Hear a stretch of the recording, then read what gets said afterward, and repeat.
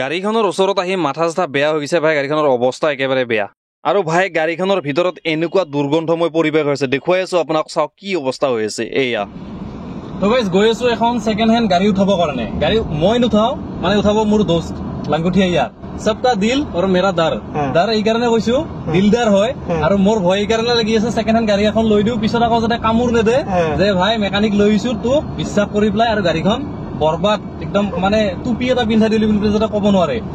আৰু location already আহি পালো, এবাৰ দেখাই দিয়া। আৰু আমি চাব অহা গাড়ীখন কোনো ছেকেণ্ড হেণ্ড শ্বৰুমত নহয়, জংঘলত চাব হৈছো। নাজানো জংঘলত আজি কি মংগল হয়, আপোনালোকক দেখুৱাই আছো। আৰু এয়া লোকেশ্যনলৈকে আহি পালো। চাইকেলৰ দামত কিনিব পৰা গাড়ীখন হ'ল এইখনে। আৰু গাড়ীখন দেখি পেলাইতো ভালে লাগিছে, কাৰণ ইমান কম দামত। কিন্তু আচল কথাটো হ'ল এইখন গাড়ী নহয়, নিগনিৰ ঘৰৰ নিচিনা লাগি আছে। এতিয়া বৰ্তমান আপোনাক মই দেখুৱাই আছো। মেইন কথাটো হ'ল এই গাড়ীখন কেইবাদিনৰ পৰা ইয়াতে এনেকে পৰি আছে। কেইবা দিন বুলি ক'লে ভুল হ'ব, কেইবা বছৰ ধৰি ইয়াতে এনেকে পৰি আছে। আপোনালোকে গাড়ী কণ্ডিশ্যন চাই হয়তো এতিয়া গোটেই গম পাই যাব। আৰু এতিয়া হয়তো গাড়ীখন পচি যোৱাতকে মালিকে ভাবিছে যে বিক্ৰী কৰাই দিয়াটো বেছি ভাল হ'ব। সেইকাৰণে মোৰ লগৰটোৱে মোক গাড়ীখন যি গতিকে কিনিব মোক চাবৰ কাৰণে মানে চাই দিবৰ কাৰণে লৈ আহিছে। ইয়াতে মই গাড়ীখন চেক কৰি পেলাই কম তাক মই গাড়ীখন ল'ব পাৰিব নে নাই। আৰু এইবিলাক চাই এনেকুৱা লাগিছে গাড়ী কম নিগনিৰ ঘৰ বেছি লাগি আছে। ইয়াৰে ভিতৰত সাপ চাপ সোমাই নাথাকিলে হ'ল। আৰু এবাৰ মই গাড়ীখনৰ আগৰ পৰা পিছলৈকে মই আপোনালোকক দেখুৱাই আছো। এয়া হৈছে বনেটটো খুলি ৰখা, ইঞ্জিনৰ ফ্ৰণ্টৰ কণ্ডিশ্যন দেখিছে, চাওক। এইবিলাক চাই আপোনালোকে অনুমান কৰিব পাৰিব যে গাড়ীখন কিমান বছৰ ধৰি পেলাই পৰি আছে। আৰু যিহেতুকে গাড়ীখন এবাৰ ষ্টাৰ্ট কৰিম, তো সেইকাৰণে এয়াৰ ক্লিনাৰটো খুলি পেলাই চালো। কাৰণ ইয়াতেও মোৰ অলপ সন্দেহ হৈ আছিলে। দেখিছে এইবিলাক গোটেই নিগনিৰ বাসস্থান হয়, তো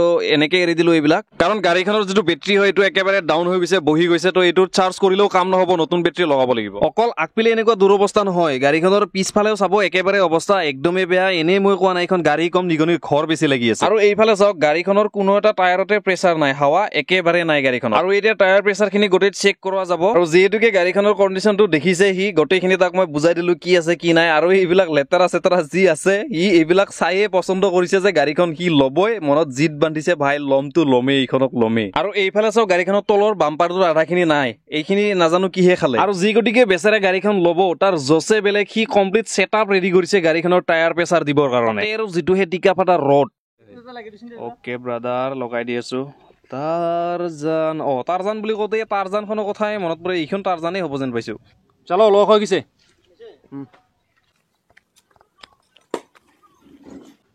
এইখিনি যিটোহে অৱস্থা হৈ আছে, কষ্ট এনেই নগ'লে হ'ল। আৰু হাৱা উঠিব নে নাই তাৰ কোনো গেৰেণ্টি নাই দেই। হাৱা বেছি হ'ব, তাতে লগাই আছে। আহি আছে আহি আছে। হাৱা 35 লাগে হা, অলপ বেছি হ'লেও কথা নাই, টায়াৰ বেয়া থাকিব পাৰে না। ফাটি যোৱাকে অলপমান বেছিকে দি দে, কামটো ইয়াতে হৈ থাকক। খতম, bye bye, Tata, good bye, Gaya.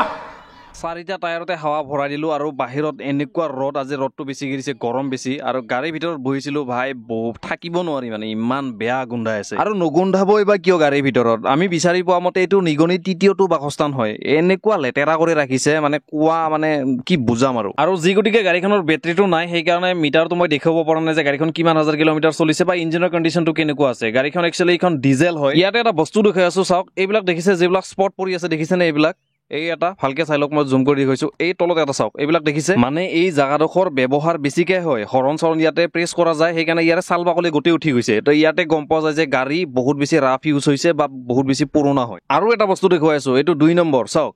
এইবিলাক বস্তু এনে দেখুওৱা নাই। এই যিটো চুইচ হয়, চুইচটো দেখিছে একেবাৰে লুজ, মানে এইযোৰ মানে ক্ৰমৰ চুইচটোৰ কথা কৈছো, একেবাৰে লুজ। মই কৈ আছো কিয় দেখুৱাইছো আপোনালোকক। চাহে এক্সেলেটাৰ পেডেল হওক, চাহে ব্ৰেক পেডেল হওক, চাহে ক্লাছ পেডেল হওক, এই বস্তুবিলাক চাব ওপৰ ফালে দেখিছে ঠিকে আছে, কিন্তু তলফালে চাওক, তলফালে গোটেই য'ত চেণ্ডেল লাগে তাত গোটেই এইবিলাক গোটেই খাই গৈছে, দেখিছে? মানে গাড়ীখনৰ যি গতিকে বেটাৰী নাই, মই চেক কৰিব নোৱাৰিলো যে গাড়ীখন কিমান কিলোমিটাৰ চলিছে। তো সেইকাৰণে এই বস্তুবিলাক দেখুৱাই পেলাই মই আপোনালোকক বুজাই দিলো যে গাড়ী যদি মানে মিটাৰ কমোৱাও থাকে, এই বস্তুবিলাক চালে গম পোৱা যায় যে গাড়ী বহুত বেছি ৰাফ ইউজ কৰা গাড়ী হয়। বাকী আৰু গাড়ীখনৰ তলফালে চাব পৰা মানে কেপাচিটি নাই, যি গতিকে হাৱা দিছিলো কিন্তু টায়াৰ আকৌ বহি গ'ল, টায়াৰ একেবাৰে বেয়া হৈ গৈছে। তো তলফালে কিমান আৰু হেলি চাম, কাৰণ একেবাৰে স্পেচ কম, যি গতিকে গাড়ীখনৰ টায়াৰ একদম ৰিমত লাগি গৈছে, মানে মাটিত লাগি গৈছে ৰিম। আৰু গাড়ীখনত কোনো ফ্ৰণ্ট ইম্পেক্ট নাই, চালো এফ্ৰন চেফ্ৰন চব চিল আছে। গাড়ী যদিও পুৰণা, কোনো এক্সিডেণ্টেল ৰেকৰ্ড নাই গাড়ীখনত। আৰু বাকী ফ্ৰণ্টত সৰু সুৰা স্কেচ থাকিব পাৰে, কিন্তু আৰু ইয়াত ইঞ্জিনটো এবাৰ চেক কৰি দিছো ওপৰৰ পৰাই, যি গতিকে গাড়ী ষ্টাৰ্ট কৰিব পৰা নাই। মানে টাইমিঙৰ কাম অলৰেডি হৈছে গাড়ীখনত, হয়তো ছাৰ্ভিচ চেণ্টাৰত হওক বা ভাল লোকেল গেৰেজতে হওক মানে যেটো প্ৰেছ লগাইছে এনে আঠা লগাইছে এটো অৰিজিনালে লগোৱা আছে তো এবাৰ দুবাৰ হয়তো টাইমিংৰ কাম হ'ব পাৰে গাড়ীখনত আৰু যদি গাড়ীখন ষ্টাৰ্ট কৰি পেলাই এবাৰ চাব পাৰিলে হয় মনটো শান্তি লাগিলে হয় বা তাকো মই ভালকে বস্তুখিনি বুজাই দিব পাৰিলে হয় যদি ইঞ্জিনত কিবা কাম থাকিলে হয় তো এতিয়া একো নাই ওপৰৰ পৰাই সব চালো অইল সইল সব ফিলিং হৈ আছে গাড়ীত মানে ৰানিং কণ্ডিশ্যনত গাড়ীখন এনেকে বহাই থোৱা বুলি পেলাই কোৱা শুনিছো আৰু ৰেডিয়েটৰত কোনো লিকেজ নাই পানী ভিতৰত আছে সিমানটোলৈকে সব ঠিকই আছিল কিন্তু গাড়ীখনৰ চাবিটো নাই মানে কি নাই বুলি ক'লে তো এতিয়া কি কৰিম মই দেখুৱাই আছো আপোনালোকক মানে চাবিটো আহালৈকে সি হেনো নৰখে তো তাক কৰি দিব লাগে মানে ষ্টেৰিং মানে যেটো লক আছে লকটো ৰিমুভ কৰি দিব লাগে তো তাৰ কাৰণে মই লক সেটটো খুলিবৰ কাৰণে গোটেই যিখিনি ফিটমেন আছে কভাৰ সাভাৰ গোটেই খুলিলো আৰু এয়া আৰম্ভ হৈ গৈছে ষ্টাৰ্ট কৰিছো মাত্ৰ খোলা কিন্তু লেটেৰা ওলোৱা আৰম্ভ হৈ গৈছে গোটেই নিগনি এইবিলাক কাপোৰ চাপোৰ সব সোমাই ৰাখিছে একদম বেয়া বেয়া জায়গাত তো যিয়ে নহওক এতিয়া মোৰ কাম হৈছে মই ষ্টেৰিং লকটো কমপ্লিটলি ৰিমুভ কৰি দিব লাগে তাৰ কাৰণে এই দুটা স্ক্ৰু খুলিব লাগিব আৰু সময় নষ্ট নকৰি পেলাই পটাপট হাতৰি আৰু স্ক্ৰু ড্ৰাইভাৰ উঠাই ললো কাৰণ ইয়াতে খুলিবৰ কাৰণে কোনো অপচন নাই এই দুটাই হৈছে স্পেশাল টুলস আৰু ভিডিও বহুত বেছি দীঘল নকৰো পটাপট এই লকটো খুলি দিও আৰু এয়া মই লকটো খুলি পেলাই ওলমাই দিলো তলত আৰু লগতে ষ্টেৰিং হুইলটো বহুৱাই পেলাই দি দিও আৰু ই বাস গাড়ী লৈ যাব পৰা হৈ গল গাড়ী ৰেডি আজিৰ কাৰণে এই গাড়ীখনত কাম ইমানখিনি আছিল মই গোটেইখিনি বস্তু দেখুৱালো আৰু এই বালি বিলাকৰ কাৰণে বৰ্তমান গাড়ীখন ইয়াৰ পৰা লৈ যাব কাৰণে অসুবিধা হৈছে এইখিনি বস্তু সাইড কৰি পেলাই গাড়ীখন ইয়াৰ পৰা লৈ যাব গাড়ীখন মোৰ গ্যাৰেজলৈকে নহয় ঘৰলৈকে লৈ যাব তাৰ ঘৰত লৈ গৈ পেলাই গাড়ীখন প্ৰথমতে ক্লিনিং কৰিব ক্লিনিংৰ প্ৰসেছখিনি কমপ্লিট হোৱাৰ পিছত কাৰণ গাড়ীখন ভিতৰত বহুত লেতেৰা আছে তো গোটেই ক্লিনিংৰ প্ৰসেছটো কমপ্লিট হোৱাৰ পিছত তাক মই গ্যাৰেজলৈকে লৈ আহিব দিছো যিমান যি কাম আছে গোটেইখিনি মই আপোনালোকক দেখুৱাম লগতে এই গাড়ীখনৰ ইঞ্জিনৰ কণ্ডিশ্যনটো মই নিজে নাজানো কাৰণ ষ্টাৰ্ট কৰি মই চাব নোৱাৰিলো আপোনাকনো মই কি কম যিয়ে নহওক নেক্সট পাৰ্টত হয়তো আপোনালোকে গোটেইখিনি বস্তু ক্লিয়াৰকে গম পাই যাব তেন্তে বন্ধুসকল পুনৰ লগ পোৱাৰ প্ৰতিশ্ৰুতিৰে আজিৰ এই ভিডিঅ'টো ইমানতে শেষ কৰিছো ভিডিঅ'টো ভাল লাগিলে এটা লাইক কৰি দিব আৰু আপোনাৰ ভাল লগা বন্ধু এজনৰ সৈতে পাৰিলে ভিডিঅ'টো শ্বেয়াৰ কৰিব